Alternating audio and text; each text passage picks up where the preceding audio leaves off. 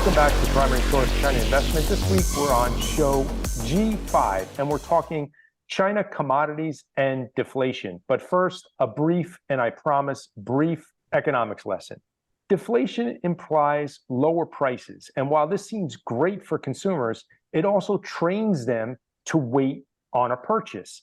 There's a version of this playing out in China, and it's not in the luxury goods section.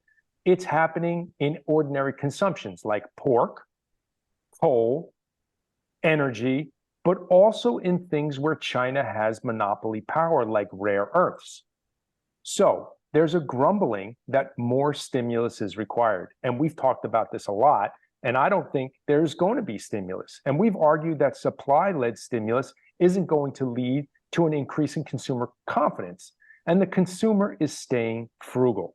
But before we do that, how did China get here? When the world is fighting inflation, China is fighting deflation. So we've talked about a number of things, right? Peng Guo, the first one is Chinese export has and is weakening. We've also seen consumer confidence remains quite weak. It really fell off at the beginning of 2022, really hasn't rebounded that strong.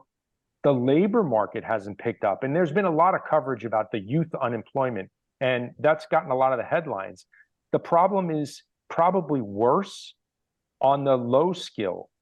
For example, there are 86 million migrant workers in China over 50 years old, and policy forbids hiring people over 55.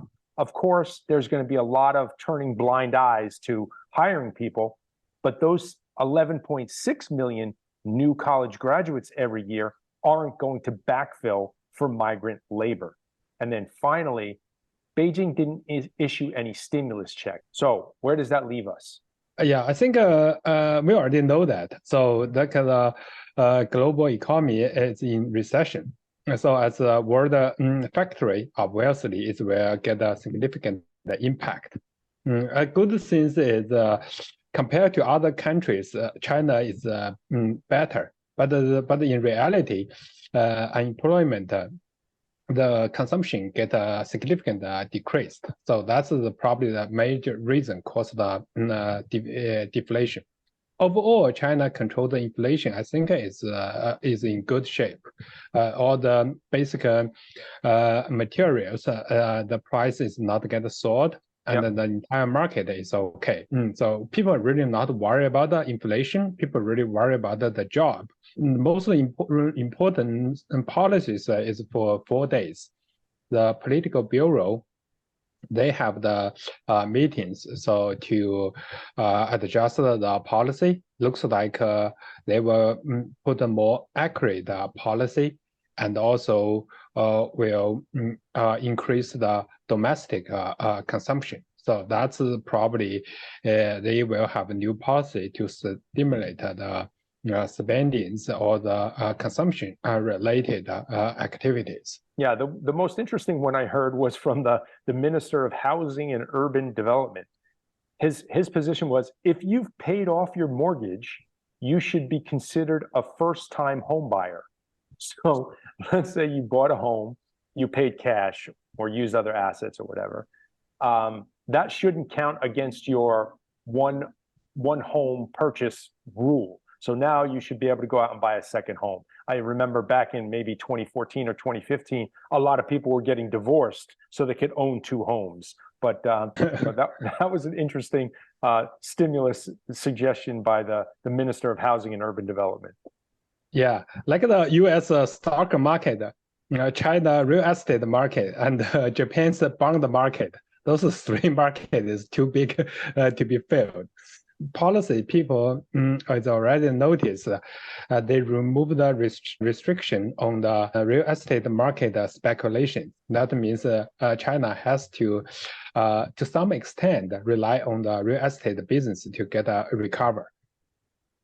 Right, but the point that you brought up earlier, which is this cycle of low consumer confidence, the employment sector is not great, that creates uncertainty. Consumers don't want to spend money. This kind of vicious cycle can repeat itself. And that's when, at the outset, we said, deflation can lead to a huge knock-on effect of slowing domestic consumption and demand. So that's the key variable, is the unemployment, I think. And also, you mentioned the commodity market. I would suggest to watch the rebars price trend.